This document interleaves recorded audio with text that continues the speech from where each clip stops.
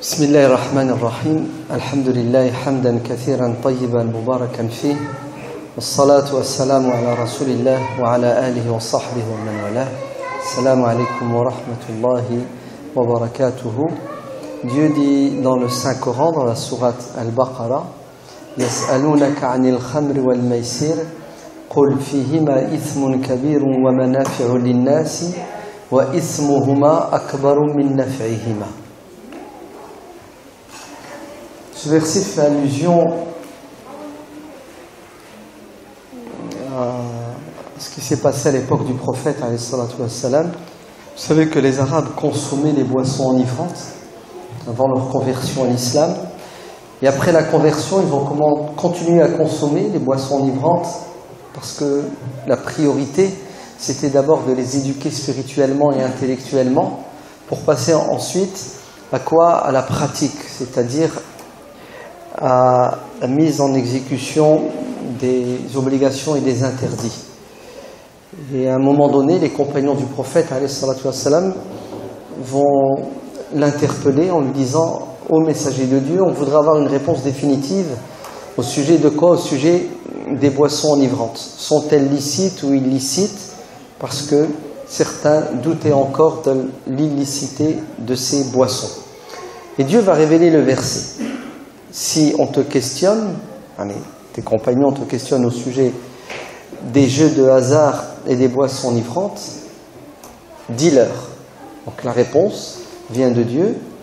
Il y a dans ces boissons enivrantes et chez ces jeux de hasard du positif, de l'intérêt. L'être humain profite de ces deux choses, mais il y a aussi du négatif, du mal. Et le négatif est plus important que le positif. Il y a plus d'inconvénients que d'avantages à consommer de l'alcool et à jouer aux jeux de hasard. Donc, la conclusion, pour toute personne qui sait faire la distinction entre le bien et le mal, entre ce qui est bon, utile et ce qui ne l'est pas, c'est l'interdiction. Les jeux de hasard sont interdits. La consommation de boissons enivrantes est interdite parce qu'il y a plus de mal que de bien. En fait, la réponse a pour objectif de nous éduquer, nous pousser à avoir un esprit critique. Elle nous apprend à nous positionner par rapport à tout ce qui existe sur Terre.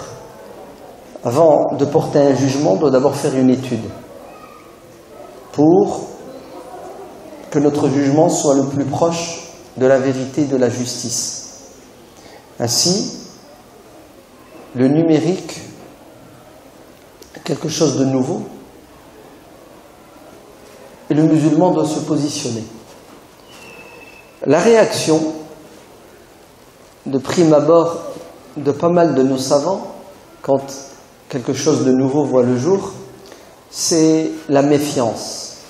La méfiance qui mène souvent à l'interdiction. On dirait que tout ce qui est nouveau est dangereux. L'être humain est prisonnier. Prisonnier de quoi? De ce qu'il sait, de ce qu'il a l'habitude de faire, de ce qu'il connaît. Et tout ce qu'il ignore, il en a peur. Parce qu'il ne mesure pas encore les conséquences de cette chose nouvelle. Ainsi, il glisse outre mesure dans le principe de précaution. Il vaut mieux prévenir que guérir. Le numérique, c'est quelque chose de nouveau qu'on ne connaissait pas. Il doit y avoir du bien et du mal. Je ne prends pas le risque, je préfère l'interdire. Interdire le net, les réseaux sociaux. D'ailleurs, ils ont eu la même réaction quand la télé est sortie. Ouais. C'est haram. Pourquoi? Parce qu'il doit sans doute y avoir des choses haram dedans, ce qui était vrai. Ensuite, quand les chaînes paraboliques ont vu le jour, même chose, c'est haram. Pas mal de nos savants ont toujours eu cette posture du rejet de la modernité sous prétexte que tout ce qui est ancien est bon, est vrai, et que tout ce qui est nouveau est mauvais et dangereux. Ce n'est pas ce que le Coran nous enseigne. Le Coran nous enseigne que l'homme doit toujours rechercher l'excellence, al-ihsan. Il ne doit pas se contenter de ce qu'il est et de ce qu'il a.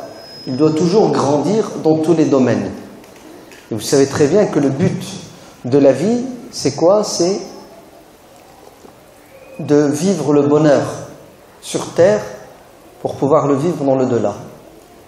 Et pour vivre le bonheur, qu'est-ce qu'il faut? Il faut être bien dans sa peau, mais il faut aussi avoir les moyens matériels. Ainsi, tout ce qui va nous faciliter la vie, tout ce qui va nous permettre de nous rapprocher du bonheur et du bien-être est le bienvenu en islam. Et comme sur terre, rien n'est bon à 100% et rien n'est mauvais à 100%, ainsi, qu'est-ce qu'on doit faire? On doit comprendre, analyser, pour aller vers ce qu'il y a de meilleur. Et ce qu'il y a de meilleur n'implique pas obligatoirement la perfection. Tant qu'on est plus proche de ce qui est bon, alors c'est halal. Comme je viens de vous le dire, malheureusement, pas mal de nos savants ont préféré opter pour la solution suivante, c'est que tout est interdit, tant que ce n'est pas autorisé.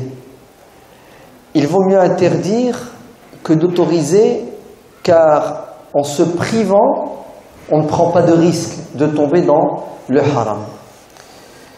Qu'est-ce que ça a donné comme résultat? Ça a donné l'interdiction de ce que Dieu n'a pas interdit, ce qui est très grave, aussi grave, voire plus grave que d'autoriser ce que Dieu a interdit, en sachant que l'interdit, Dieu l'autorise en cas de nécessité, en cas de force majeure, quand on n'a pas le choix. Qu'est-ce que ça a donné comme résultat? C'est que ça a compliqué la vie aux musulmans, qui vont se priver de tout ce qui pouvait leur faciliter le quotidien. Je vais vous donner quelques exemples, et vous allez être étonnés, parce que dire c'est pas possible que certains savants aient pu interdire des choses aussi utiles. Dans les années 30, même un peu avant, en Arabie, l'Arabie actuelle, qui est saoudite, donc qui appartient à une tribu, les Saouds, le roi Abdelaziz, le second père fondateur de cette dynastie, a l'intention d'importer une nouvelle technologie qui vient de voir le jour, qui s'appelle le télégraphe, l'ancêtre du téléphone. Et malheureusement, les savants musulmans ont tendance à se mêler de ce qui ne les regarde pas. Au lieu de rester dans leur spécialité, leur domaine, le religieux, au sens strict du terme, le rituel, ils s'immiscent dans des domaines qu'ils ne connaissent pas, qu'ils ne maîtrisent pas. Par exemple, les sciences profanes, que ce soit la médecine, que ce soit la technologie, ce que vous voulez. Ainsi, son conseiller principal, la référence religieuse qui s'appelait le Cheikh Mahmoud Abdel Latif, va faire une fatwa, donc un avis religieux, et il va insister, voire même il va faire pression sur le roi Abdelaziz, une fatwa qui interdit le télégraphe. Le télégraphe, donc le téléphone est haram. Et si jamais vous acceptez d'installer le téléphone en Arabie, vous allez désobéir à Dieu, à son prophète.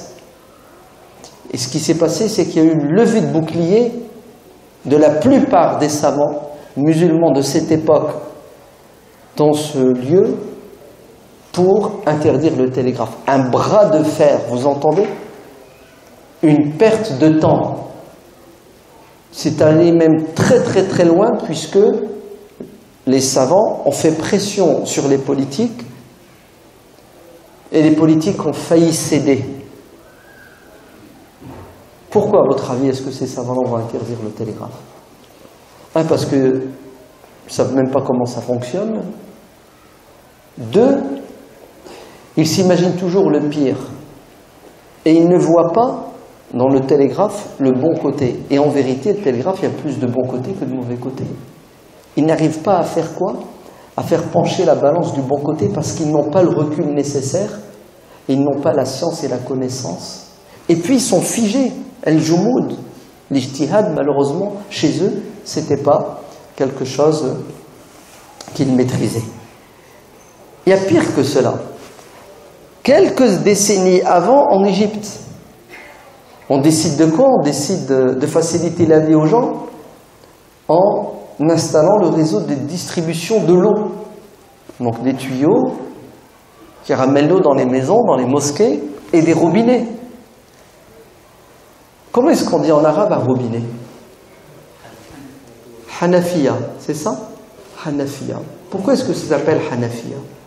Hanafiya, vous savez qu'en islam, il y a 4 grandes écoles aujourd'hui. Il y a les Malikites, les Hanbalites, les Shafi'ites et les Hanafites. Ben, sachez que les savants Shafi'ites, les Malikites vont les suivre, vont interdire le robinet. Hanafiya haram, la yajouz, c'est interdit. Et les seuls qui vont faire de la résistance, ce sont les Hanafites. Les Hanafites vont gagner, le bon sens vont l'apporter sur la bêtise, et les Égyptiens vont accepter le robinet.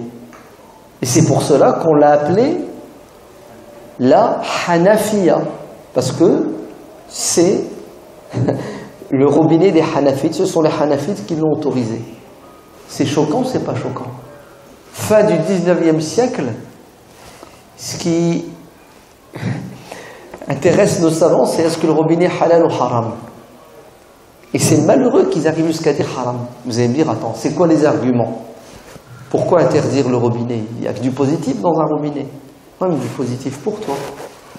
Mais pour eux, les Shafi'ites, c'était pas du tout intéressant, le robinet, parce que ça cassait leur business. Car les Shafi'ites, les imams, les savants, avaient le monopole de la distribution de l'eau. Avant, c'était une profession. Ramener de l'eau, distribuer de l'eau. C'est impressionnant quand même, non? On va interdire quelque chose pour des raisons personnelles, c'est de l'intérêt, c'est du business. On va interdire quelque chose parce qu'on ne comprend pas comment ça fonctionne.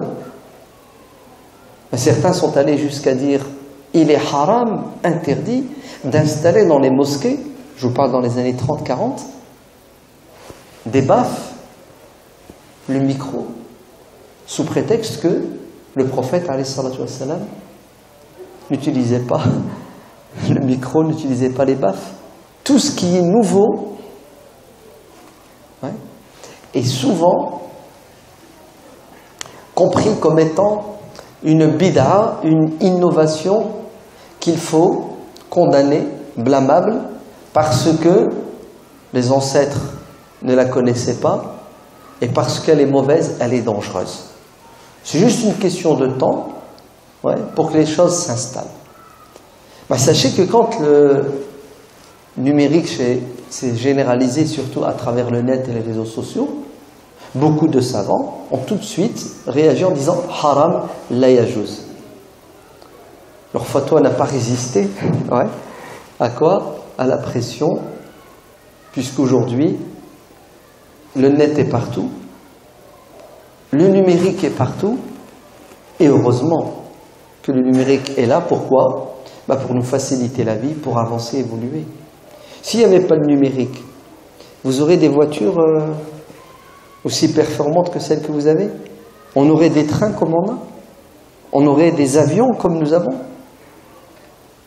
Mais toute cette technologie-là, de pointe, elle n'est que le fruit et le résultat du numérique. Tout se fait dans les laboratoires, tout se fait sur Internet, tout se fait par des ingénieurs qui travaillent d'abord l'objet dans le virtuel, mais c'est des calculs monstrueux, ça dure des années de recherche, pour ensuite que ça passe à quoi? Que ça passe dans la phase de réalisation, et maintenant on en profite.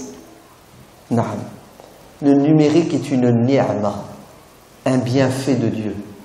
Il est le résultat de quoi? Il est le résultat de l'intelligence. L'homme est doué d'intelligence. Et l'homme ne fait qu'avancer et évoluer.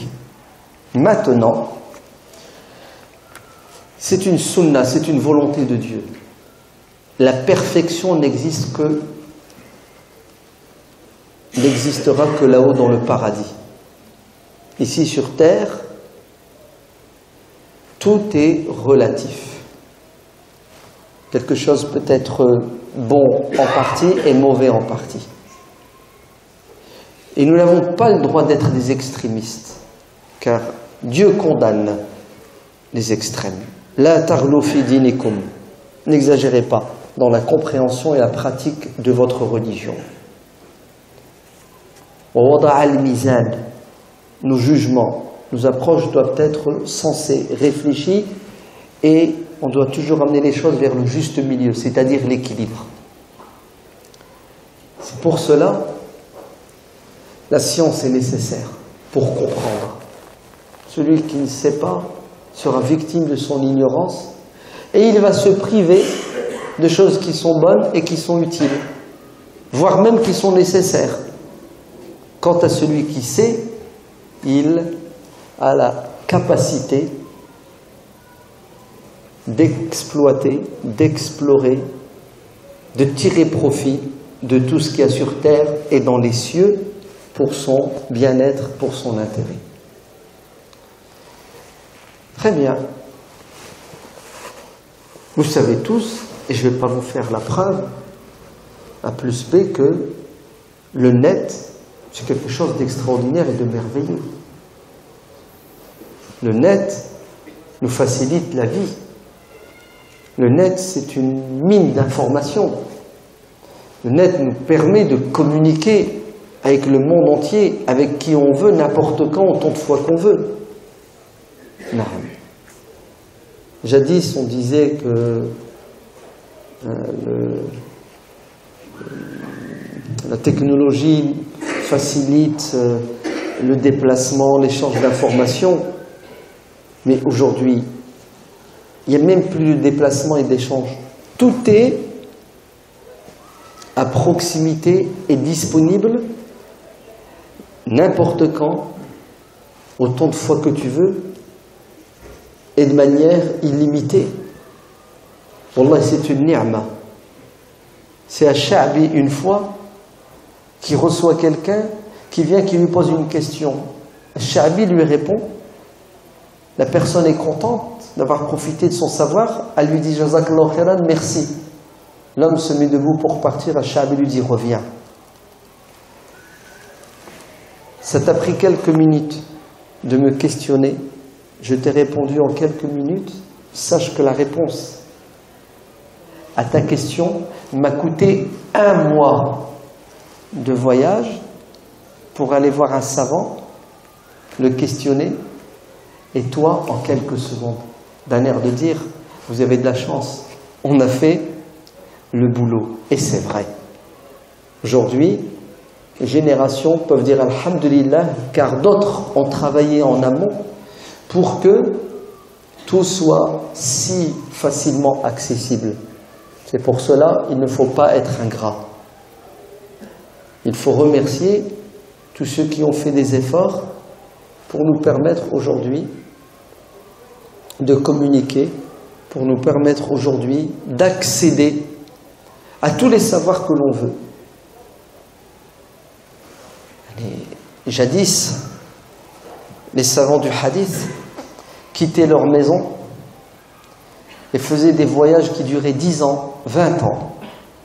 Ibn Mandah, rahimahullah, a mis 50 ans avant de retourner chez lui. 50 ans à faire toutes les villes, même les villages, à la recherche de quoi? À la recherche de la science. Jadis, pour connaître l'authenticité d'un hadith, ça nécessitait du temps, de l'argent, beaucoup de patience, et encore, certains savants faisaient des milliers de kilomètres dans l'espoir d'arriver à Bagdad pour rencontrer tel spécialiste. Et vous savez, certains, ce qui leur est arrivé, quand ils sont arrivés, ils ont appris la mort du savant le matin al-Fajr. Et lui, il est arrivé à Dhuhr. Vous imaginez le choc, al-Hasra, les larmes aux yeux. On a raté une occasion en or. Aujourd'hui, subhanallah, vous voulez quoi? Vous voulez le Coran? Vous voulez la Sunna? Vous voulez le fiqh? Tout est disponible, accessible grâce à un clic. Même un hadith, tu ne sais pas s'il est authentique ou non, c'est facile aujourd'hui. Cependant, subhanallah, tout est accessible, tout est facile, et on n'a jamais vu autant d'ignorance et de médiocrité, je parle dans le domaine religieux, chez les musulmans. Pourquoi, à votre avis? Parce que on se trompe si on croit que la science, on l'acquiert uniquement par un clic, par la lecture d'un SMS, la lecture d'un message. Non. La science nécessite d'abord, vous savez quoi? An-niya, la bonne intention. Ouais, la niya. Beaucoup de gens aujourd'hui prennent leur iPhone et ils lisent des hadiths. Comme ils lisent des messages qui ont été envoyés il y a 5 minutes par un copain ou par une copine. Vous savez, il n'y a plus cette sacralité lorsqu'on entre en contact avec les sciences dites religieuses. Ouais. Parce que vous savez qu'il y a ce qu'on appelle adab tilawat al-Qur'an, il y a une manière de se comporter, de se tenir quand on récite le Coran. Ça passe pas à l'esprit des savants, vous savez quoi? De voir quelqu'un allonger le Coran comme ça, non. Les savants disent le Coran, ça nécessite un respect. Il y a toute une prédisposition spirituelle, psychologique et même physique pour lire le Coran. La même chose pour le hadith. L'imam Malik, radiallahu anhu, quand il voulait transmettre les hadiths du prophète, alayhi salatu wassalam, mais il y avait toute une préparation en amont. Il prenait une douche, il sortait ses plus beaux habits, il se parfumait, il installait une estrade dans la mosquée, on embaumait la mosquée, on parfumait la mosquée, et seulement après l'imam Malik venait. Un rituel pour mettre les gens dans quoi? Pour les préparer psychologiquement et spirituellement. L'imam Malik dit qu'il est allé à la Mecque et il a vu Mohammed ibn al-Munkadir. C'est pas n'importe qui, hein. En train de parler du prophète, alayhi salatu wassalam, debout. Mohammed ibn al-Munkadir fait partie des narrateurs, vous savez, qui ont transmis la sunna du prophète, alayhi salatu wassalam. L'imam Malik le connaît, puisqu'il est lui-même transmetteur. Il le connaît de réputation. Et il le croise à la Mecque, il est heureux, il est content, mais il l'a vu debout en train de citer les hadiths du prophète. Vous savez ce qu'a dit l'imam Malik? Il a dit, je ne me suis pas arrêté pour prendre note des hadiths qu'il disait, parce que je considère que c'est un manque de respect envers le prophète et sa sunna que de dicter les hadiths debout. Il a refusé. Il n'y a pas d'adab. L'année suivante, le même imam Malik dit, je suis allé au pèlerinage, j'ai croisé Mohammed ibn al-Munkadir qui parlait du prophète, il cite les hadiths, et à chaque fois qu'il citait le prophète, il pleurait.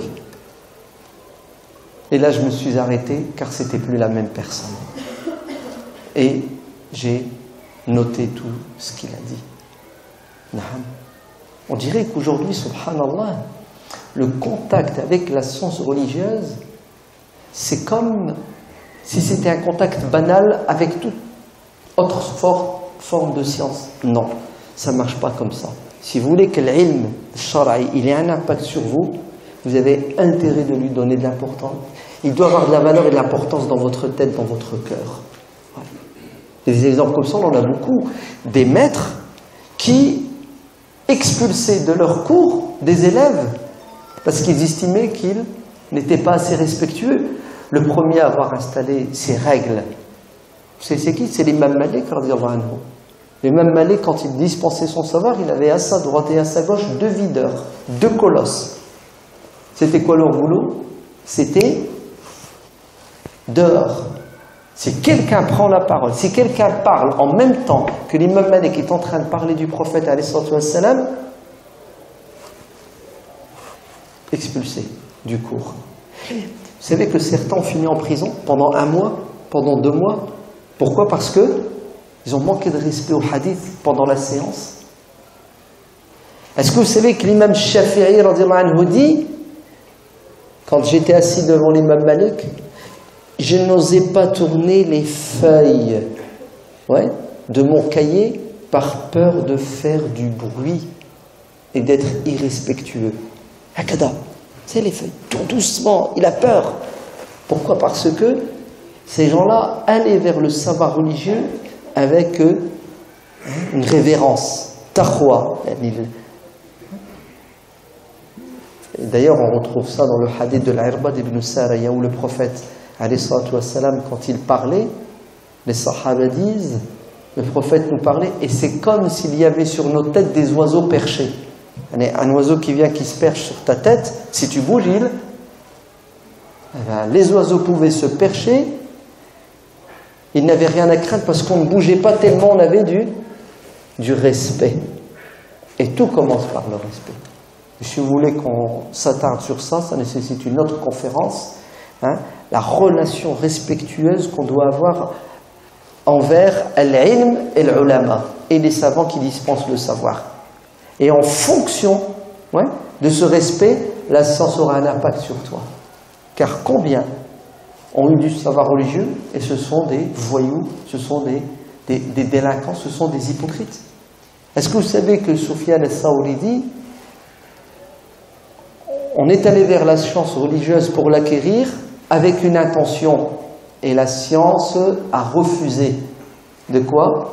De nous envahir, jusqu'à ce qu'on change notre niya.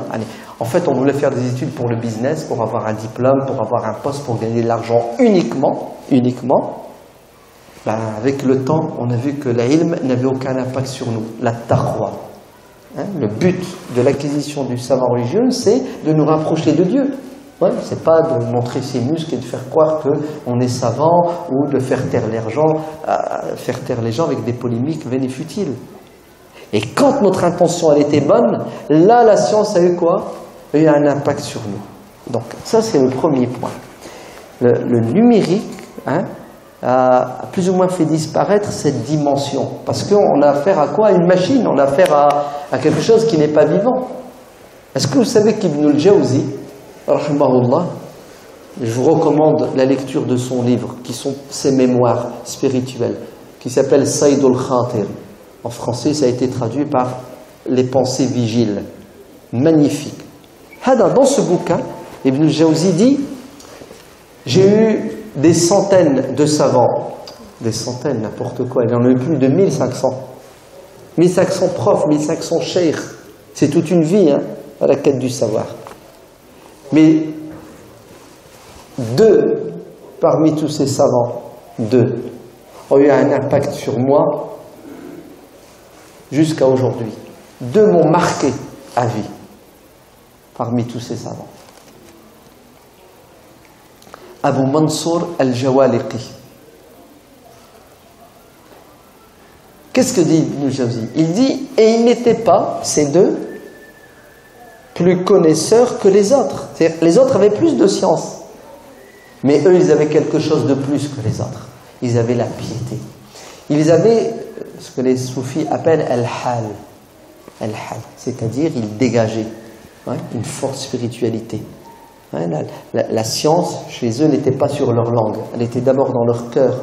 Elle était dans leur être. Elle était visible, palpable. Tu sais, tu voyais, tu le ressentais, tu vivais le savoir. Il dit, Ibn al-Jawzi, il dit, quand on s'asseyait avec le cheikh qui nous faisait le tafsir du Coran, il prenait le livre de Dieu, il commençait et il n'arrivait jamais à finir le dars. Parfois, tout le cours, c'était des pleurs. Il pleure. Il lit le Coran, il veut l'expliquer, il n'y arrive pas, il pleure. Et il disait à ses élèves, comment moi, qui suis-je pour expliquer la parole d'Allah? Le deuxième cheikh qui a eu un impact sur lui, il dit, Ibn al-Jawzi, il a eu un impact sur moi parce que c'était un cheikh wari'. Il avait une piété scrupuleuse. C'est pas qu'il ne faisait pas les grands péchés, même les petits péchés, il s'en éloignait. C'est pas qu'il ne touchait pas au haram, même le makrouh, le déconseillé, il ne touchait pas. En Irak, vous savez qu'il y a deux fleuves, le Tigre et l'Euphrate. Pour passer d'un côté, il faut des ponts. Ben, vous savez ce que faisait le cheikh? Il refusait d'emprunter le pont. Et il faisait un détour de plusieurs kilomètres pour prendre un autre pont. Pourquoi tu refuses de prendre ce pont, ya cheikh? Il a dit parce que ce pont Hada, le nouveau là qui vient d'être construit par le calife, ouvrez bien vos oreilles. C'est un pont que je considère comme haram. Parce que le calife a exproprié des terrains sans dédommager comme il se doit les propriétaires. Ainsi, ce pont a été construit sur des terrains, ouais, et c'est haram. Et il fait des kilomètres, alors qu'il n'y est pour rien, il n'est pas responsable, vous êtes d'accord? S'il emprunte le pont, ça ne changera rien du tout. Hein, c'est de la piété scrupuleuse, c'est-à-dire qu'il a mis la barre très haute. Donc, pour finir ce premier point, pourquoi, alors que nous sommes, on n'est pas encore à l'âge d'or du numérique, hein, ce qui va venir est encore plus important que ce que l'on connaît, du net. Pourquoi est-ce que, malheureusement, bien que la science religieuse soit accessible, elle n'ait plus autant d'impact comme il se doit sur beaucoup de monde, parce que le net ne dégage pas el-hal, ne dégage pas les qualités, ouais, du savant, car le savant, ce n'est pas quelqu'un qui donne un savoir. Le savant, c'est quelqu'un qui dispense un savoir et qui éduque. Ouais. يُعَلِّمُهُمُ الْكِتَابَ وَالْحِكْمَةَ وَيُزَكِّيهِمْ. Les deux vont de pair. Hein, l'éducation intellectuelle et l'éducation spirituelle. Et l'éducation spirituelle nécessite, vous savez quoi? Nécessite as-sohba, la compagnie des gens pieux qui servent de modèle dont tu vas t'imprégner. Des exemples. Donc ça, c'est une des premières explications. Deuxièmement, jadis, dans la pédagogie de nos savants, il y avait un principe fondamental. Il ne faut pas enseigner aux gens qui sont des débutants ce qu'on enseigne à des gens qui sont à un niveau plus élevé. C'est-à-dire, il faut tenir compte de l'évolution, il faut tenir compte du niveau. Tu commences par le CP, le collège. Ouais. Aujourd'hui, avec le numérique, vous savez ce que font beaucoup de musulmans et les jeunes en particulier? Ils vont vers des thématiques qu'ils ne peuvent pas assimiler, qu'ils ne peuvent pas comprendre, parce qu'ils n'ont pas les bases. Ouais. Le mec, il veut faire des maths qui sont du niveau de licence. Ouais. Alors qu'il est au collège, il va réussir. Wallah, il n'a rien compris. Mais fais-moi l'eau. Et c'est ça le problème aujourd'hui. On met la charrue avant les bœufs. Ouais. Ta'ala, tfaddal. Vas-y, récite la Fatiha. Oh, un massacre. 5 minutes avant, vous savez ce qu'il a fait? Il a commencé à interpréter un verset du Coran. Il ne sait même pas lire le Coran, vous entendez, hein, correctement, et il fait du tafsir du Coran.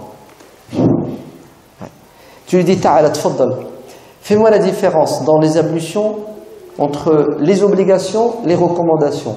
Alors, on ne va pas entrer dans les détails en fonction des madahib. Ouais. Juste ce qui est communément reconnu comme étant fort des sunnahs. Vous savez, il est incapable de le faire. 5 minutes avant, il est en train de parler de quoi? Il est en train de parler les intérêts bancaires, est-ce que c'est halal ou c'est haram? Ouais. Les horaires de prière, est-ce que c'est 12 degrés ou 18 degrés? Vous vous rendez compte? Aucune formation, aucune construction intellectuelle. Les gens vont direct à quoi?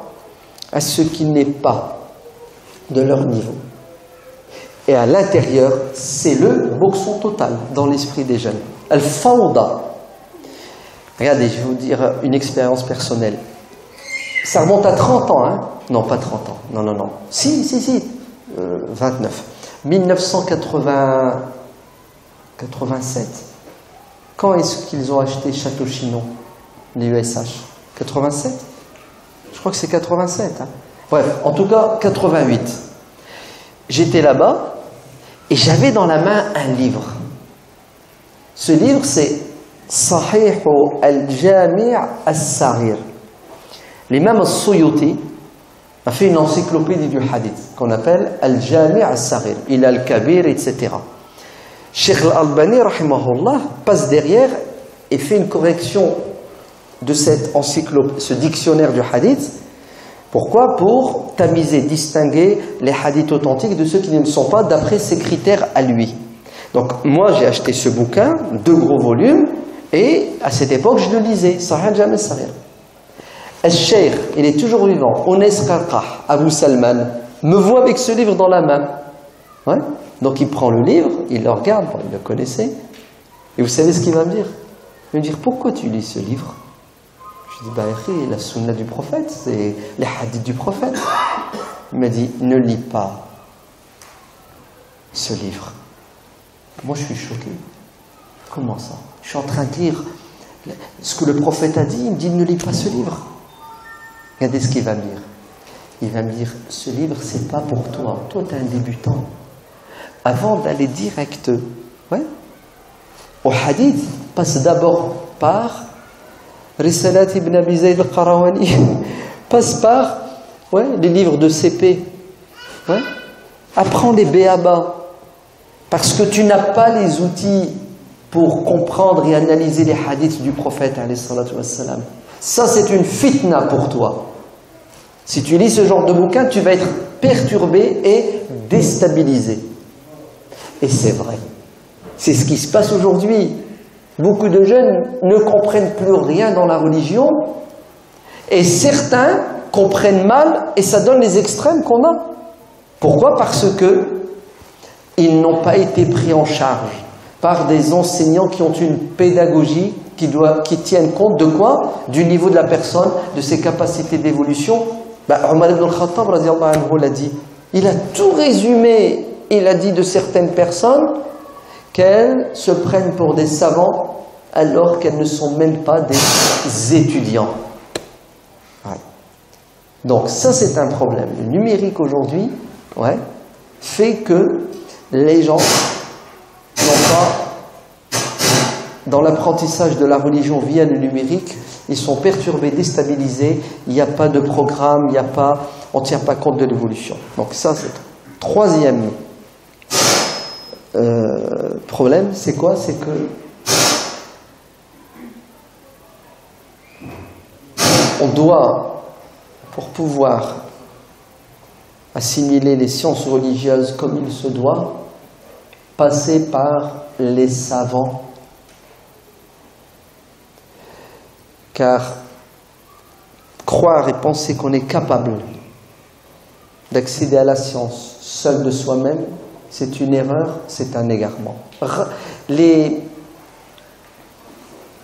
gens qui sont capables de s'auto-former, de s'éduquer, ce qu'on appelle les autodidactes, sont rares, ils sont une exception. Et j'ai même envie de vous dire, il y a certaines sciences religieuses, tu ne peux pas être autodidacte. Comme le Coran. Le Coran, tu ne peux pas le lire s'il n'y a pas quelqu'un qui t'enseigne la lecture. Tu ne peux pas prononcer, c'est toute une science. Donc ouvrez bien vos oreilles. Al-ilm, pour l'acquérir, il faut passer par al-ulama. Et c'est ce que Dieu dit dans le Coran. Fas'alu ahla al-dhikr. Questionnez les savants. Pourquoi? Parce que le savant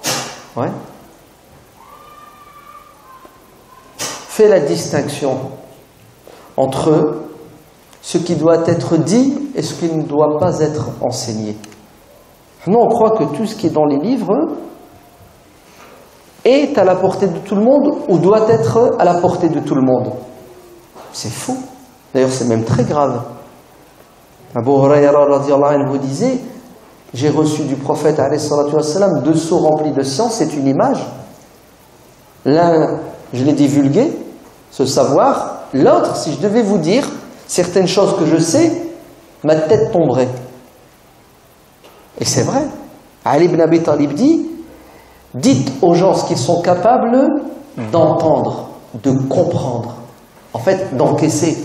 Parce que si jamais vous leur parlez et vous mettez la barre trop haute, vous allez les déstabiliser, vous allez les perturber. Non, le hadith de Ali va plus loin. Vous allez les pousser à renier Dieu et le prophète. Vous allez en faire des mécréants. Ouais. C'est pour cela, le savant est nécessaire. Parce que le savant, il va te donner le savoir à dose homéopathique. Ouais. Il va tenir compte de quoi? De ton âge. Il va tenir compte de ton ancienneté dans l'islam. Quelqu'un qui vient d'adhérer à l'islam, ce n'est pas quelqu'un qui est musulman depuis 20 ans. Il va tenir compte de ton niveau intellectuel. Il va tenir compte de ton niveau social. Même pas, il va tenir compte de ton état psychologique. Ouais. Aujourd'hui, tu es dans quel état? Tu es dans quelle situation? Parce que la science peut être une fitna. C'est-à-dire la science peut perturber, déstabiliser les gens. Au lieu qu'elle te rapproche de Dieu, elle t'éloigne de Dieu. Quand? Justement, quand les personnes qui la divulguent ne sont pas habilitées. D'ailleurs, c'est la même chose dans le domaine des sciences profanes. Imaginez-vous, vous décidez de devenir médecin en lisant les livres de médecine. Vous décidez de devenir pharmacien en lisant le Vidal. D'ailleurs, allez-y, étudiez la médecine pendant 10 ans. Même pas, vous n'avez pas besoin d'étudier la médecine. Avec Internet aujourd'hui, ouais, vous questionnez la personne, elle vous dit j'ai mal à tel endroit, tu cliques, tu rentres les données et l'ordinateur va te donner là, il va te faire l'ordonnance. Non, tu sais, si jamais tu fais ça, ce qui va t'arriver, mais tu vas aller en prison. On va t'arrêter, on va te juger, on va te condamner. Et d'ailleurs, c'est un délit, tu n'as pas le droit de soigner les gens parce que tu n'es pas habilité. Tu vas les tuer, tu vas les empoisonner. Beaucoup de musulmans croient et pensent que l'habit fait l'imam. Parce que quelqu'un a la dégaine, ouais, mieux. Parce que quelqu'un a un diplôme. Vous entendez? Parce que quelqu'un a une renommée. Tu sais, il est connu. Donc c'est un savant. Vous faites quoi alors des sectes? Toutes les sectes ont été fondées par qui? Par des gens qui, apparemment, ont du savoir. Vous faites quoi des charlatans? Il y a quelqu'un qui m'a envoyé une vidéo. C'est marrant parce que je me suis dit, subhanallah,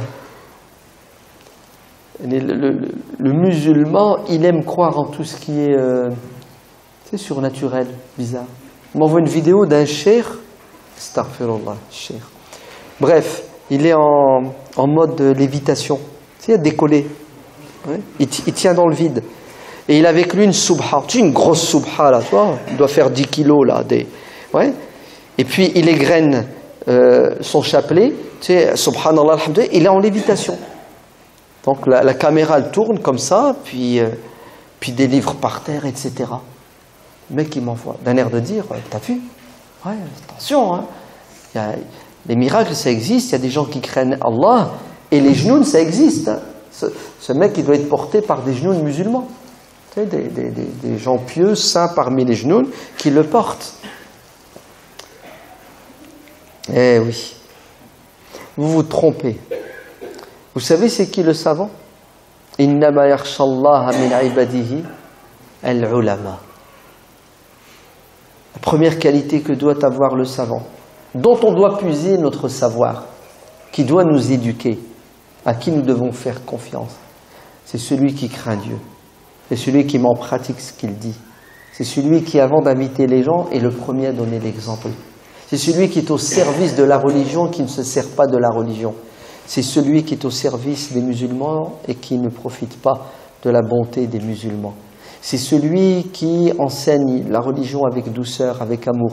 C'est celui qui prend soin de ses élèves, de ses étudiants. Pourquoi? Pour en faire des savants, pour qu'ils prennent sa place. Parce qu'il n'est pas éternel et indispensable. Hana, subhanallah, on est vite attiré, ébloui par quoi? Par 1001 artifices Même pas. Le pire, vous savez, c'est quoi? C'est qu'on écoute des personnes qu'on ne connaît même pas. Des gens qu'on ne connaît pas. On les écoute. Ah si, je l'ai vu, il y a un cheikh qui a dit. Là, c'est vrai, je l'ai vu sur Internet, j'ai vu la vidéo, j'ai reçu une vidéo, elle dure 2 minutes. Ya hasra, réveillez-vous, sortez un peu du virtuel. Mais c'est vrai que c'est mieux quand même. Hein. T'es dans ton sdari, t'es dans ton lit, puis tu... Ouais. C'est les sandwichs là. C'est plus de la science, hein, c'est de la malbouffe. C'est 2 minutes. Ça dépasse 2 minutes, le cerveau il bug. Hein. Je coupe, je passe à une autre. C'est ça de la science? C'est ça ton cher? Hein, 2 minutes? Non. Le savant, tu dois être proche de lui, doit être proche de toi. Tu dois donner de ton temps, tu dois donner de ta personne pour qu'il te donne ce qu'il a. Donc ça, c'est aussi un gros problème aujourd'hui. Ouais. On apprend la religion via le numérique uniquement et on délaisse le contact physique, spirituel avec les savants. Et la notoriété, qui est souvent une notoriété de façade. Hein. Ouais. La notoriété de façade prime sur quoi? Sur la science et la piété du savant. Très bien. Alhamdulillah. On a de la chance aujourd'hui. Vous avez des mosquées. Vous avez de très bons imams dans beaucoup de mosquées. Des imams qui ont un savoir. Mieux, vous savez qu'aujourd'hui vous avez des instituts. Je suis incapable de vous dire le nombre d'instituts tellement il y en a. C'est vrai qu'il y a à boire et à manger, mais Inch'Allah, la plupart des instituts sont bons. Mais on dirait que notre jeunesse ne veut pas suivre la voie du savoir et de la science. S'inscrire, être régulier, donner de sa personne, de son temps. Et ça doit durer 2 ans, 5 ans, 10 ans, ça doit durer. Et là, vous pouvez dire, Alhamdulillah, j'ai appris. Et c'est quoi 10 ans? 3 heures, 6 heures par semaine. Qu'est-ce que c'est? Je vous invite à convertir le temps que vous passez sur les réseaux sociaux et sur le net, en temps que vous devez passer assis sur un banc, sur une chaise ou par terre, devant un maître, devant un cheikh, devant un enseignant. Ça sera beaucoup plus utile, beaucoup plus efficace sur vous que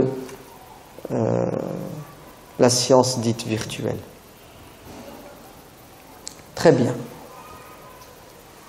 Le numérique a beaucoup de positifs, mais il a aussi du négatif. Si les dangers du numérique sont clairs et évidents,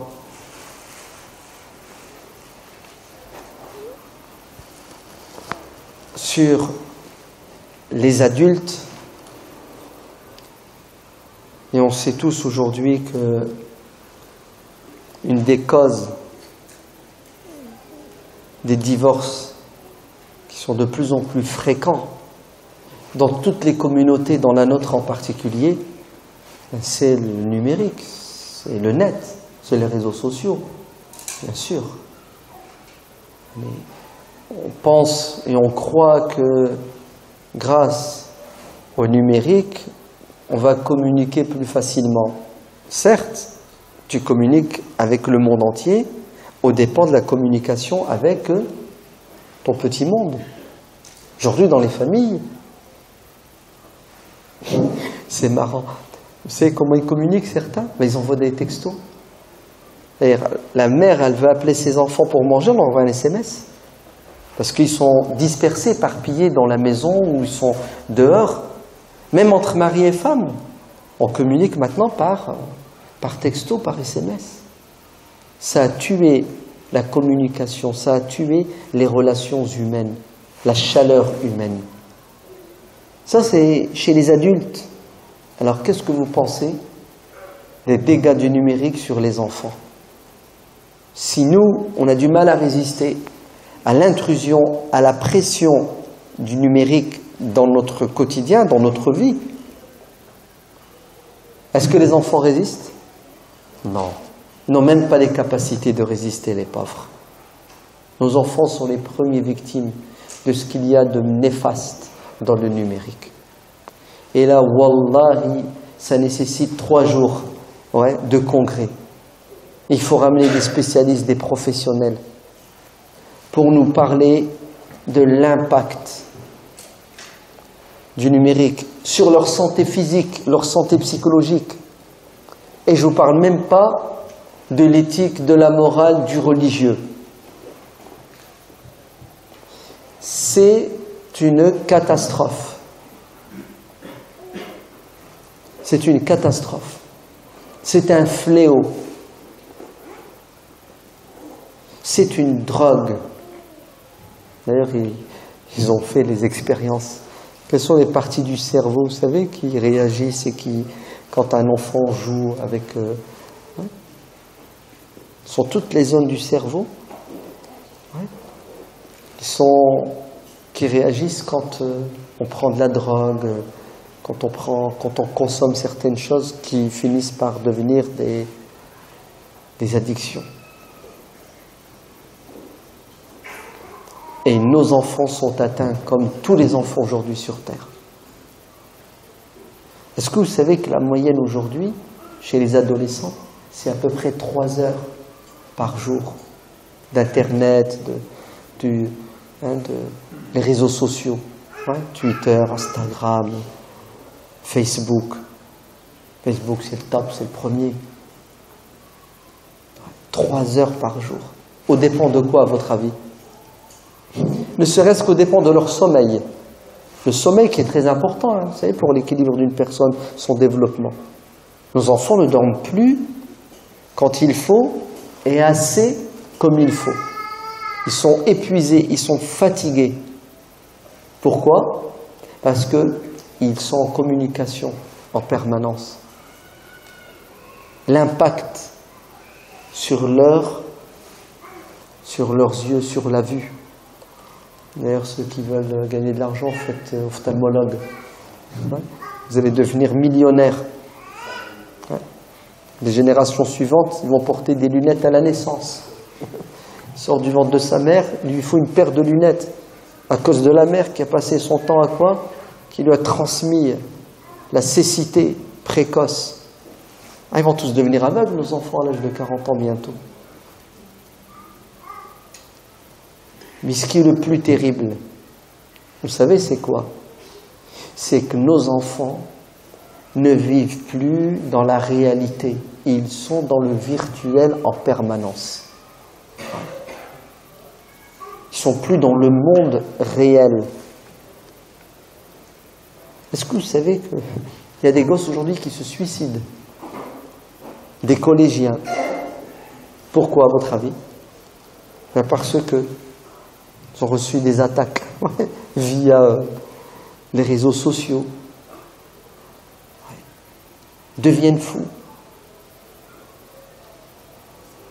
Les dégâts sont incommensurables.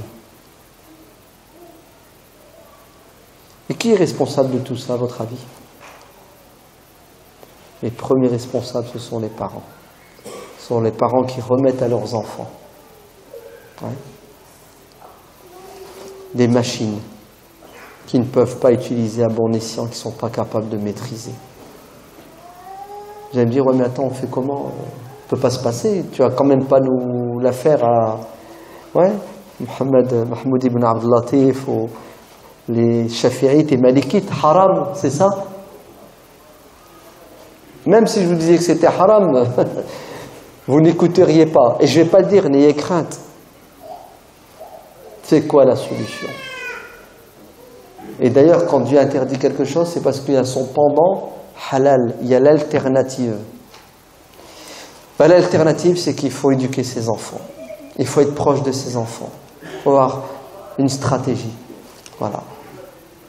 Nos enfants aujourd'hui sont victimes de quoi? Du vide, l'oisiveté. Et l'oisiveté, elle mène à quoi? Elle mène à l'utilisation abusive du numérique avec tout ce que ça a de négatif. Ouais. Il faut s'occuper de ses enfants, car si vous ne vous en occupez pas, Shaitan s'occupera d'eux via le numérique. Et si jadis, il y a 30 ans, il y a 40 ans, il fallait faire des kilomètres pour aller voir du haram, entrer en contact avec le haram, aujourd'hui le haram rentre dans nos chambres. Vous entendez? Il est dans la poche de nos enfants. Et d'un clic, il voit ce que tu ne peux même pas, toi, parent, qui a de la crainte et de la piété, t'imaginer. Et tout ça, les enfants les emmagasinent, toutes ces images, toutes ces scènes. Et on est en train de préparer des générations de monstres. La violence et une sexualité animale. La violence et la sexualité animale. Vous savez ce que ça prédit tout ça? La disparition totale de la famille. Oui. Impossible après de quoi? De mettre deux personnes ensemble. Elles ne pourront pas vivre ensemble. Et il faut tirer la sonnette d'alarme. Non, non, c'est déjà trop tard. Il faut vite intervenir pour arrêter l'hémorragie. Parce que nos enfants sont déjà plus ou moins atteints de ce cancer qui va les ronger de l'intérieur. Et qui va vous ronger vous aussi. Hein. Ouais. Vous allez me dire, ouais, mais donne-nous des solutions pratiques, concrètes. Hein, on fait quoi? J'ai pas de solution miracle. Voilà ce que je vais vous dire. Wallah, il n'y a pas de solution miracle. C'est pas vrai. C'est un défi qui est presque insurmontable. Il y a de quoi même être pessimiste. Ne me sortez pas la hijra. Hein. Internet est partout. Hein, c'est du baratin, ça. Même, genre, j'ai même envie de te dire, c'est peut-être pire dans certains endroits. D'ailleurs, là où il y a le plus de connexions, ouais, dans le haram, c'est où? Hein, le premier pays où... Non, vous ne savez pas? Non, pas au Maroc. Non, c'est dans les pays du Golfe. Là où il y a la Sunna, là où il y a le Coran, là où il y a la Kaaba, il y a les imams. Oui, pourquoi? Parce qu'il y a une frustration. Les mecs, ils se lâchent. Ouais. Non, mais sérieux, il y a de quoi flipper. Hein. Wallah, ça fait peur. Moi, beaucoup de parents me disent, on n'y arrive plus. On est dépassé, on est envahi. Ouais. Le numérique, c'est lui qui commande à la maison. C'est plus nous.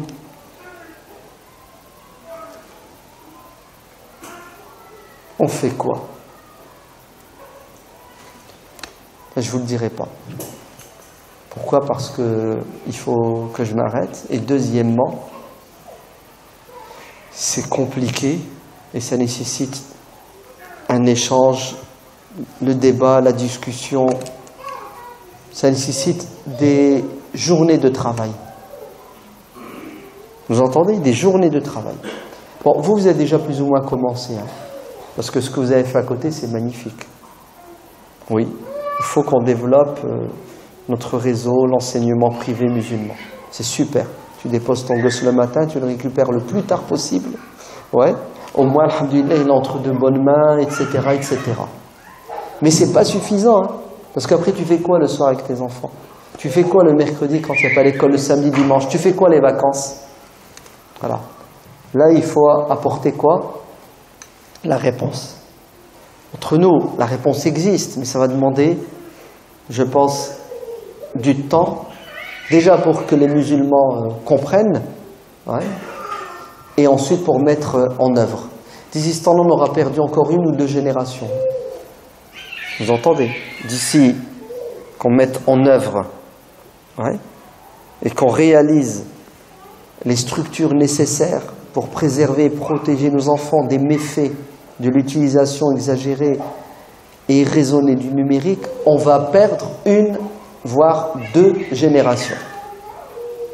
Regardez, le temps qu'on a mis pour faire des écoles. Alors qu'on aurait dû faire les écoles dès le début, Et subhanallah, c'est toujours comme ça. On est toujours dans quoi? Dans la réaction. On n'arrive pas à anticiper les problèmes et apporter les solutions en temps et en heure pour éviter les catastrophes. Wallahu a'lam. Walhamdulillahi rabbil alamin. Qu'Allah préserve et protège nos enfants et qu'il nous donne la force de les éduquer, de les accompagner pour éviter qu'on nous les vole dans le monde virtuel.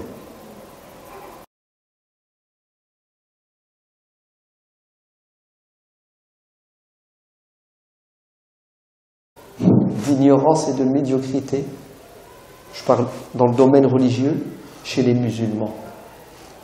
Pourquoi, à votre avis? Parce que on se trompe si on croit que la science, on l'acquiert uniquement par un clic, par la lecture d'un SMS, la lecture d'un message. Non. La science nécessite d'abord, vous savez quoi? An-niya, la bonne intention. Ouais, la niya. Beaucoup de gens aujourd'hui prennent leur iPhone et ils lisent des hadiths. Comme ils lisent des messages qui ont été envoyés il y a 5 minutes par un copain ou par une copine. Vous savez, il n'y a plus cette sacralité lorsqu'on entre en contact avec les sciences dites religieuses. Ouais. Parce que vous savez qu'il y a ce qu'on appelle adab tilawat al-Qur'an, il y a une manière de se comporter, de se tenir quand on récite le Coran. Ça passe pas à l'esprit des savants, vous savez quoi? De voir quelqu'un allonger le Coran comme ça, non. Les savants disent, le Coran, ça nécessite un respect, il y a toute une prédisposition spirituelle, psychologique et même physique pour lire le Coran. La même chose pour le hadith. L'imam Malik, radiallahu anhu, quand il voulait transmettre les hadiths du prophète, alayhi salatu wassalam, mais il y avait toute une préparation en amont. Il prenait une douche, il sortait ses plus beaux habits, il se parfumait, il installait une estrade dans la mosquée, on embaumait la mosquée, on parfumait la mosquée, et seulement après l'imam Malik venait. Un rituel pour mettre les gens dans quoi? Pour les préparer psychologiquement et spirituellement. L'imam Malik dit qu'il est allé à la Mecque et il a vu Mohammed ibn al-Munkadir. C'est pas n'importe qui, hein. En train de parler du prophète, alayhi salatu wassalam, debout. Mohammed ibn al-Munkadir fait partie des narrateurs, vous savez, qui ont transmis la sunna du prophète, alayhi salatu wassalam. L'imam Malik le connaît, puisqu'il est lui-même transmetteur. Il le connaît de réputation. Et il le croise à la Mecque, il est heureux, il est content, mais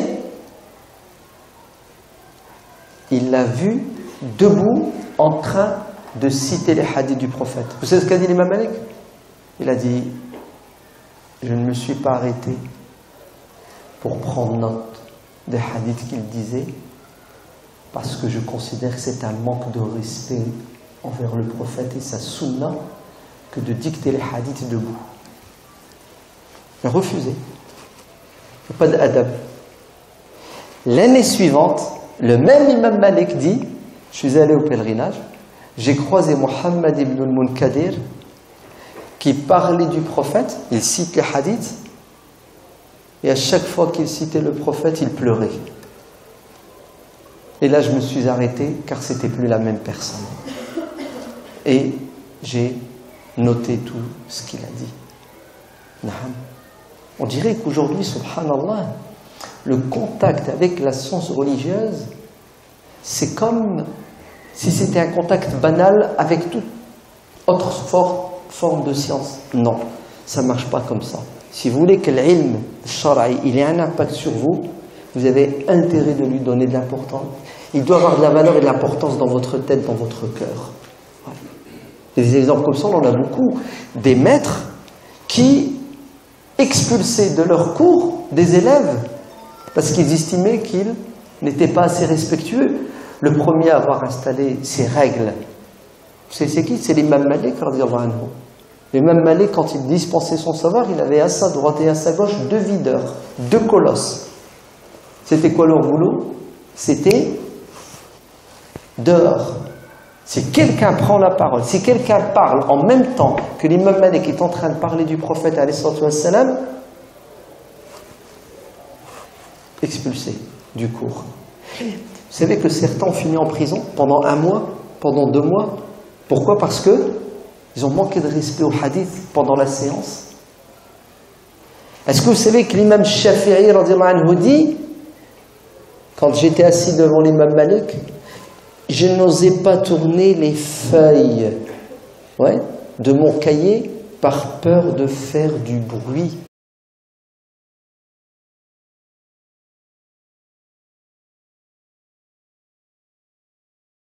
بسم الله الرحمن الرحيم الحمد لله حمدا كثيرا طيبا مباركا فيه والصلاة والسلام على رسول الله وعلى آله وصحبه ومن والاه السلام عليكم ورحمة الله وبركاته. Dieu dit dans le Saint-Coran, dans la sourate Al-Baqarah, يسألونك عن الخمر والميسر قل فيهما إثم كبير ومنافع للناس وإثمهما أكبر من نفعهما. Ce verset fait allusion à ce qui s'est passé à l'époque du prophète, alayhi salatu wassalam. Vous savez que les Arabes consommaient les boissons enivrantes avant leur conversion à l'islam. Et après la conversion, ils ont continué à consommer les boissons enivrantes parce que la priorité, c'était d'abord de les éduquer spirituellement et intellectuellement pour passer ensuite à quoi? À la pratique, c'est-à-dire à la mise en exécution des obligations et des interdits. Et à un moment donné, les compagnons du prophète, alayhi salatu wassalam, vont l'interpeller en lui disant: ô messager de Dieu, on voudrait avoir une réponse définitive au sujet de quoi? Au sujet des boissons enivrantes. Sont-elles licites ou illicites? Parce que certains doutaient encore de l'illicité de ces boissons. Et Dieu va révéler le verset. Si on te questionne, tes compagnons te questionnent au sujet des jeux de hasard et des boissons enivrantes, dis-leur. Donc la réponse vient de Dieu. Il y a dans ces boissons enivrantes et chez ces jeux de hasard du positif, de l'intérêt. L'être humain profite de ces 2 choses, mais il y a aussi du négatif, du mal. Et le négatif est plus important que le positif. Il y a plus d'inconvénients que d'avantages à consommer de l'alcool et à jouer aux jeux de hasard. Donc, la conclusion, pour toute personne qui sait faire la distinction entre le bien et le mal, entre ce qui est bon, utile et ce qui ne l'est pas, c'est l'interdiction. Les jeux de hasard sont interdits. La consommation de boissons enivrantes est interdite parce qu'il y a plus de mal que de bien. En fait, la réponse a pour objectif de nous éduquer, nous pousser à avoir un esprit critique. Elle nous apprend à nous positionner par rapport à tout ce qui existe sur Terre. Avant de porter un jugement, on doit d'abord faire une étude pour que notre jugement soit le plus proche de la vérité et de la justice. Ainsi, le numérique est quelque chose de nouveau et le musulman doit se positionner. La réaction de prime abord de pas mal de nos savants quand quelque chose de nouveau voit le jour, c'est la méfiance. La méfiance qui mène souvent à l'interdiction. On dirait que tout ce qui est nouveau est dangereux. L'être humain est prisonnier. Prisonnier de quoi? De ce qu'il sait, de ce qu'il a l'habitude de faire, de ce qu'il connaît. Et tout ce qu'il ignore, il en a peur. Parce qu'il ne mesure pas encore les conséquences de cette chose nouvelle. Ainsi, il glisse outre mesure dans le principe de précaution. Il vaut mieux prévenir que guérir. Le numérique, c'est quelque chose de nouveau qu'on ne connaissait pas. Il doit y avoir du bien et du mal. Je ne prends pas le risque, je préfère l'interdire interdire le net, les réseaux sociaux. D'ailleurs, ils ont eu la même réaction quand la télé est sortie. Ouais. C'est haram. Pourquoi? Parce qu'il doit sans doute y avoir des choses haram dedans, ce qui était vrai. Ensuite, quand les chaînes paraboliques ont vu le jour, même chose, c'est haram. Pas mal de nos savants ont toujours eu cette posture du rejet de la modernité, sous prétexte que tout ce qui est ancien est bon, est vrai, et que tout ce qui est nouveau est mauvais et dangereux. Ce n'est pas ce que le Coran nous enseigne. Le Coran nous enseigne que l'homme doit toujours rechercher l'excellence, al-ihsan. Il ne doit pas se contenter de ce qu'il est et de ce qu'il a. Il doit toujours grandir dans tous les domaines. Il ramène l'eau dans les maisons, dans les mosquées et des robinets. Comment est-ce qu'on dit en arabe un robinet? Hanafiya, c'est ça? Hanafiya. Pourquoi est-ce que ça s'appelle Hanafiya? Hanafiya, vous savez qu'en islam, il y a 4 grandes écoles aujourd'hui. Il y a les Malikites, les Hanbalites, les Shafi'ites et les Hanafites. Ben, sachez que les savants Shafi'ites, les Malikites vont les suivre, vont interdire le robinet. Hanafiya haram, la yajouz, c'est interdit. Et les seuls qui vont faire de la résistance, ce sont les Hanafites. Les Hanafites vont gagner, le bon sens vont l'apporter sur la bêtise, et les Égyptiens vont accepter le robinet. Et c'est pour cela qu'on l'a appelé la Hanafiya, parce que c'est le robinet des Hanafites, ce sont les Hanafites qui l'ont autorisé. C'est choquant ou c'est pas choquant? Fin du 19e siècle, ce qui intéresse nos savants, c'est est-ce que le robinet est halal ou haram? Et c'est malheureux qu'ils arrivent jusqu'à dire haram. Vous allez me dire, attends, c'est quoi les arguments? Pourquoi interdire le robinet? Il n'y a que du positif dans un robinet. Oui, mais du positif pour toi. Mais pour eux, les Shafi'ites, c'était pas du tout intéressant, le robinet, parce que ça cassait leur business. Car les Shafi'ites, les imams, les savants, avaient le monopole de la distribution de l'eau. Avant, c'était une profession. Ramener de l'eau, distribuer de l'eau.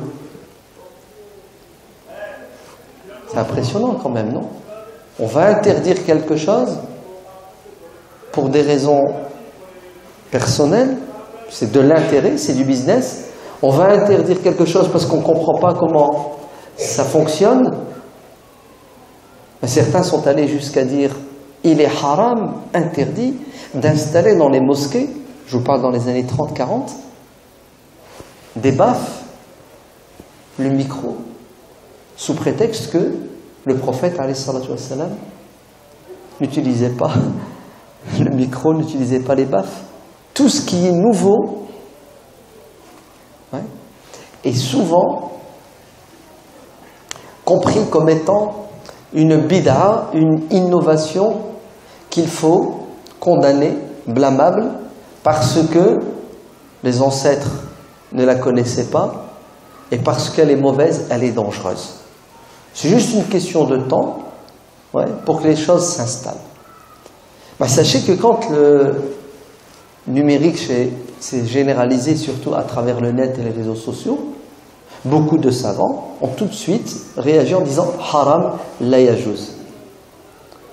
Leur fatwa n'a pas résisté. À quoi? À la pression, puisqu'aujourd'hui, le net est partout, le numérique est partout, et heureusement que le numérique est là. Pourquoi? Pour nous faciliter la vie, pour avancer, évoluer. S'il n'y avait pas de numérique, vous aurez des voitures aussi performantes que celles que vous avez. On aurait des trains comme on a. On aurait des avions comme nous avons. Mais toute cette technologie-là, de pointe, elle n'est que le fruit et le résultat du numérique. Tout se fait dans les laboratoires, tout se fait sur Internet, tout se fait par des ingénieurs qui travaillent d'abord l'objet dans le virtuel. Mais c'est des calculs monstrueux, ça dure des années de recherche. Pour ensuite que ça passe à quoi? Que ça passe dans la phase de réalisation, et maintenant on en profite. Naam. Le numérique est une ni'ma, un bienfait de Dieu. Il est le résultat de quoi? Il est le résultat de l'intelligence. L'homme est doué d'intelligence. Et l'homme ne fait qu'avancer et évoluer. Maintenant, c'est une sunna, c'est une volonté de Dieu. La perfection n'existera que là-haut dans le paradis. Ici sur terre, tout est relatif. Quelque chose peut être bon en partie et mauvais en partie. Et nous n'avons pas le droit d'être des extrémistes, car Dieu condamne les extrêmes. La taghlu fi dinikum, n'exagérez pas. Et vous savez très bien que le but de la vie, c'est quoi? C'est de vivre le bonheur sur terre pour pouvoir le vivre dans l'au-delà. Et pour vivre le bonheur, qu'est-ce qu'il faut? Il faut être bien dans sa peau, mais il faut aussi avoir les moyens matériels. Ainsi, tout ce qui va nous faciliter la vie, tout ce qui va nous permettre de nous rapprocher du bonheur et du bien-être est le bienvenu en islam. Et comme sur terre, rien n'est bon à 100% et rien n'est mauvais à 100%, ainsi, qu'est-ce qu'on doit faire? On doit comprendre, analyser, pour aller vers ce qu'il y a de meilleur. Et ce qu'il y a de meilleur n'implique pas obligatoirement la perfection. Tant qu'on est plus proche de ce qui est bon, alors c'est halal. Comme je viens de vous le dire, malheureusement, pas mal de nos savants ont préféré opter pour la solution suivante, c'est que tout est interdit, tant que ce n'est pas autorisé. Il vaut mieux interdire que d'autoriser, car en se privant, on ne prend pas de risque de tomber dans le haram. Qu'est-ce que ça a donné comme résultat? Ça a donné l'interdiction de ce que Dieu n'a pas interdit, ce qui est très grave, aussi grave, voire plus grave que d'autoriser ce que Dieu a interdit, en sachant que l'interdit, Dieu l'autorise en cas de nécessité, en cas de force majeure, quand on n'a pas le choix. Qu'est-ce que ça a donné comme résultat? C'est que ça a compliqué la vie aux musulmans, qui vont se priver de tout ce qui pouvait leur faciliter le quotidien. Je vais vous donner quelques exemples, et vous allez être étonnés, parce que dire c'est pas possible que certains savants aient pu interdire des choses aussi utiles. Dans les années 30, même un peu avant, en Arabie, l'Arabie actuelle, qui est saoudite, donc qui appartient à une tribu, les Saouds, le roi Abdelaziz, le second père fondateur de cette dynastie, a l'intention d'importer une nouvelle technologie qui vient de voir le jour, qui s'appelle le télégraphe, l'ancêtre du téléphone. Et malheureusement, les savants musulmans ont tendance à se mêler de ce qui ne les regarde pas. Au lieu de rester dans leur spécialité, leur domaine, le religieux, au sens strict du terme, le rituel, ils s'immiscent dans des domaines qu'ils ne connaissent pas, qu'ils ne maîtrisent pas. Par exemple, les sciences profanes, que ce soit la médecine, que ce soit la technologie, ce que vous voulez.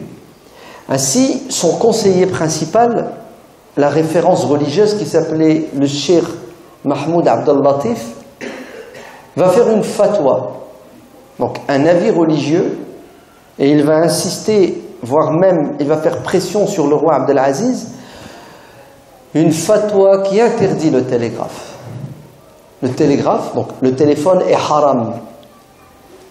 Et si jamais vous acceptez d'installer le téléphone en Arabie, vous allez désobéir à Dieu, à son prophète. Et ce qui s'est passé, c'est qu'il y a eu une levée de bouclier de la plupart des savants musulmans de cette époque dans ce lieu pour interdire le télégraphe. Un bras de fer, vous entendez? Une perte de temps. C'est allé même très très très loin puisque les savants ont fait pression sur les politiques et les politiques ont failli céder. Pourquoi, à votre avis, est-ce que ces savants vont interdire le télégraphe? Un, parce qu'ils ne savent même pas comment ça fonctionne. Deux, ils s'imaginent toujours le pire. Et ils ne voient pas dans le télégraphe le bon côté. Et en vérité, le télégraphe, il y a plus de bons côtés que de mauvais côtés. Ils n'arrivent pas à faire quoi? À faire pencher la balance du bon côté parce qu'ils n'ont pas le recul nécessaire, et ils n'ont pas la science et la connaissance. Et puis ils sont figés. El-Jumud, l'ijtihad, malheureusement, chez eux, c'était pas quelque chose qu'ils maîtrisaient. Il y a pire que cela. Quelques décennies avant, en Égypte, on décide de quoi? On décide de faciliter la vie aux gens en installant le réseau de distribution de l'eau. Donc des tuyaux dans la compréhension et la pratique de votre religion. Nos jugements, nos approches doivent être sensées, réfléchies, et on doit toujours amener les choses vers le juste milieu, c'est-à-dire l'équilibre. C'est pour cela la science est nécessaire pour comprendre. Celui qui ne sait pas sera victime de son ignorance et il va se priver de choses qui sont bonnes et qui sont utiles, voire même qui sont nécessaires. Quant à celui qui sait, il a la capacité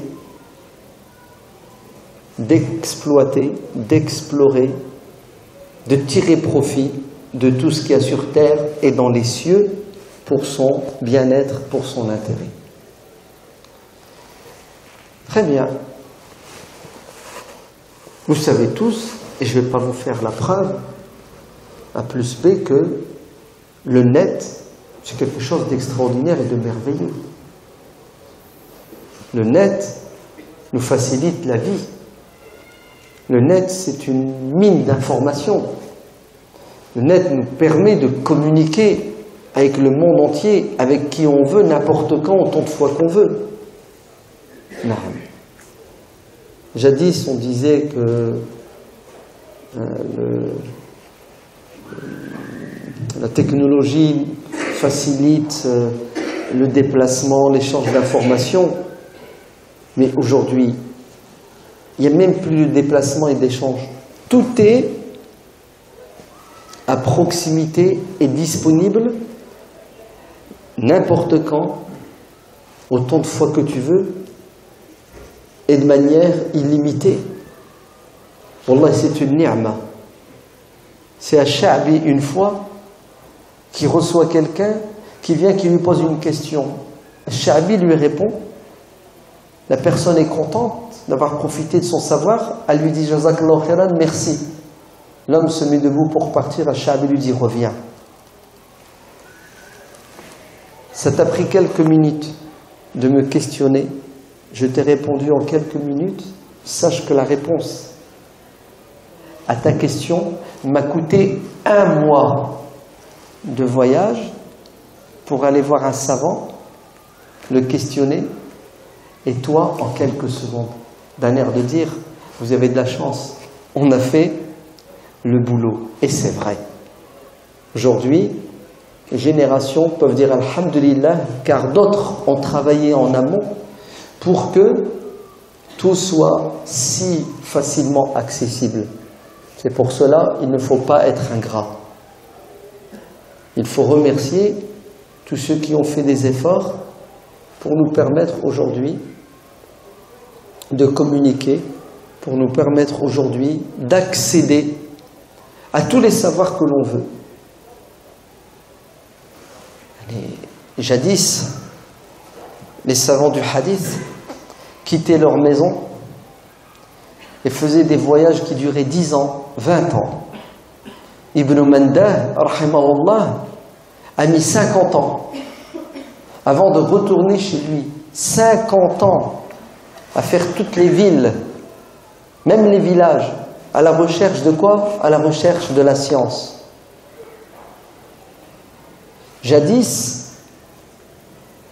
Pour connaître l'authenticité d'un hadith, ça nécessitait du temps, de l'argent, beaucoup de patience, et encore, certains savants faisaient des milliers de kilomètres dans l'espoir d'arriver à Bagdad pour rencontrer tel spécialiste.